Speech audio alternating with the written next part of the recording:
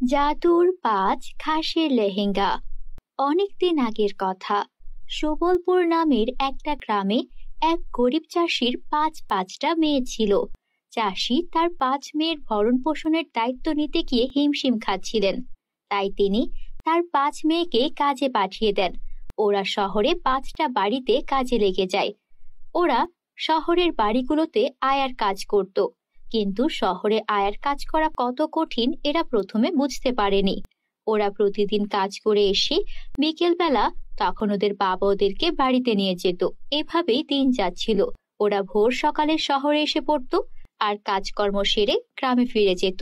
ওদের গ্রাম শহরের পাশাপাশি থাকায় সহজেই ওরা বাড়ি থেকে এসেই কাজ করতে পারত। বাবা জানো, আজকে আমার মালকিন আমাকে থাপ্পড় মেরেছে। এইভাবে কি কাজ করা যায়? ওদের কাছে কাজ করি বলে ওরা কি আমাদের মাথা কিনে নিয়েছে যে গায়ে হাত তুলবে? মাস শেষে কটা টাকা দেয় তার জন্য এভাবে মার খেতে হবে? তোকেও মেরেছে, আমাকেও তো মেরেছে। এই বলে খুশি, রিয়া, দিয়া, তানহা, ফারিয়া ওরা কান্নাকাটি করতে লাগলো। বন্ধুরা, তোমরা যারা যারা গল্পটি দেখছো তোমাদের নাম কমেন্টে লিখে জানাও। আমরা নেক্সট গল্প তোমাদের নাম দিয়ে বানাবো। ওদের ৫ বোনের কান্নাকাটি দেখেও ওদের বাবার মন গড়ল না। সে বলতে লাগলো, দেখ মা, কাজ করলে এমন একটু একটু চড় থাপ্পড় খেতেই হয়। তোর মাও তো তোদেরকে মারে, তো কি হয়েছে? এসব মার দিলে কিছুই হয় না। মালকিন তোদেরকে আপন ভাবে তাই মারে। দেখ, মাসটা গেলে ৫০,০০০ টাকা আমরা পাচ্ছি। এই টাকাগুলো তোদের বিয়ের জন্য আমি জমিয়ে রাখছি। আমার মতো গরিব চাষির পক্ষে ৫ মেয়েকে বিয়ে দেওয়া সম্ভব না। তোরা যদি ১ বছর কাজ করিস তাহলে অনেকগুলো টাকা আমার হাতে আসবে। সেগুলো দিয়ে আমি তোদেরকে বিয়ে দেব। এবারের মতো একটু ধৈর্য ধরে কষ্ট করে থাক মা। দেখো বাবা, আমাদের ৫ বোনকেই নিয়মিত ওদের কাছে মার খেতে হচ্ছে। সামান্য চুন থেকে পান খসলেই আমাদের গায়ে হাত তোলে। শহরের মানুষগুলো অনেক অত্যাচারী, নিষ্ঠুর হয়। ১০,০০০ টাকা তো আমাদের দিচ্ছে, কিন্তু জানি না কোন দিন না আমাদের শরীরে এমন দাগ হয়ে যায় জখমের, তখন কিন্তু আমাদের ভালো জায়গায় বিয়েও দিতে পারবে না। সবাই এগুলোর অন্য কথা বলবে। তুমি এখনো সময় আছে বাবা, ভাবো। দেখ মা, এত কথা আমি শুনতে পারবো না। তোরা যদি তোর বাবার কাছে থাকতে চাস তাহলে এখানেই কাজ করতে হবে। আমি শেষ কথা বলে দিলাম। ওদের বাবা ওদের কষ্টটা কিছুতেই বুঝতে চাইল না। ওরা মুখ বুঝে সব অত্যাচার সহ্য করতে লাগলো। একদিন ফারিয়া এক বাড়িতে কাজ করছিল। তখন ভুল করে ওর হাত থেকে একটা কাচের গ্লাস পড়ে যায়। এটা দেখে মালকিন ভীষণ রেগে যায়। দিলি তো পোড়ামুখী, আমার দামি গ্লাসটা ভেঙে দিলি। আমার হাজবেন্ড এটা সিঙ্গাপুর থেকে এনেছিল। এই গ্লাসটার দাম তুই সারা বছর কাজ করলেও মিটবে না। আজকে থেকে তোকে আর কাজে আসতে হবে না। যা এখান থেকে, গাইয়া খ্যাত কোথাকার। গ্রামের মেয়ে কখনো শহরের কাজকর্ম বোঝে?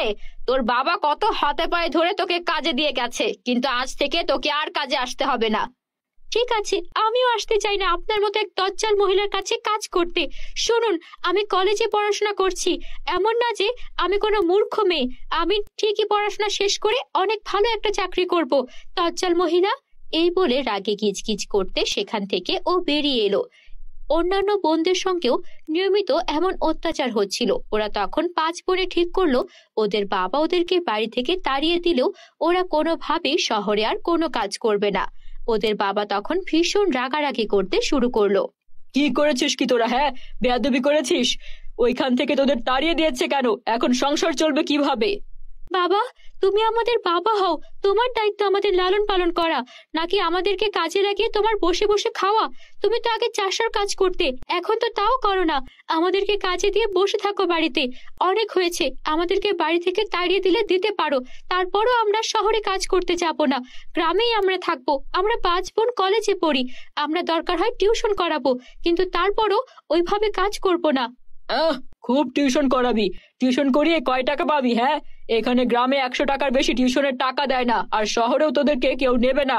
আমার বাড়ি থেকে বেরিয়ে যা বলছি, এখনই বেরিয়ে যা। ওদের বাবা ওদের ৫ বোনকেই বাড়ি থেকে বের করে দিল। ওরাও আর এই অত্যাচার সহ্য করার জন্য প্রস্তুত ছিল না, তাই ওরা কোনো তর্ক না করেই বাড়ি থেকে বেরিয়ে এলো। দেখ আমার প্রিয় বোনেরা, আমি তো ঠিক করেই নিয়েছি, এখন থেকে আর ওই বাড়িতে ফিরে যাব না। আমরা যা করব নিজেরাই করব। তারপর ওরা সেখান থেকে বেরিয়ে একটা পতিত জমিতে কিছু বাঁশ আর পাতা দিয়ে ওদের জন্য একটা ঘর বানালো। এখন থেকে আমরা এখানেই থাকবো, এখান থেকেই কলেজে যাব, বাড়িতে আর ফিরবো না। ঠিক বলেছিস বোন, আমরা আর বাড়িতে ফিরবো না। বাবা মা হচ্ছে সন্তানদের জন্য নিরাপদ জায়গা হয়। সেই বাবা মাই যদি আমাদের কষ্ট না বোঝে তাহলে থেকে কি করব? কিন্তু আমরা আয় করব কিভাবে? আমাদের তো থাকা খাওয়ার জন্য টাকার দরকার পড়বে, সেটা কিভাবে পাবো? শোন, আমরা কাঁথা সেলাই করতে পারি না? মাকে তো আগে কাঁথা সেলাই করে সাহায্য করতাম। আমি যখন শহরে কাজ করতাম ওই মালকিনের বাসায় দেখেছি বড় বড় ডিজাইনার কাঁথাগুলো অনেক দামে বিক্রি হয়।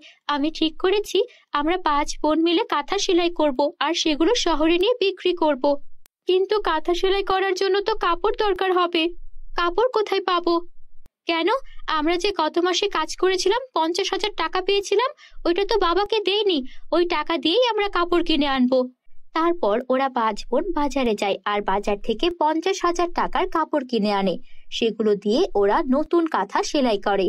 ওরা প্রায় 20টার মতো কাঁথা সেলাই করে ফেলে আর সেগুলো নিয়ে শহরে বিক্রি করতে যায়।